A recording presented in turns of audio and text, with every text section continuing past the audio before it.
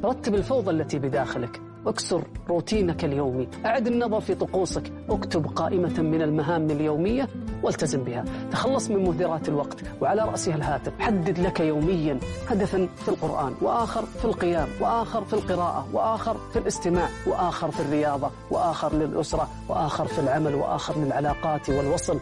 إنه قرار شخصي، شعور شخصي، عمل شخصي، وهنا تكمن الصعوبة فيه، لأن لا أحد يستطيع إجبارك عليه أو فعله نيابة عنك. الحكماء يا صديقي يشتكون ضيق الوقت لتعدد انشغالاتهم وكثرة مهامهم، ومع ذلك يسيطرون عليها ولا ينحنون لها، يختارونها ولا يجبرون عليها، ينظمونها ولا يجاملون فيها. فاحرص على ما ينفعك، واستعن بالله ولا تعجز، وردد اللهم اهدني وسددني يا حي يا قيوم برحمتك أستغيث، أصلح لي شأني كله ولا تكلني إلى نفسي طرفة عين.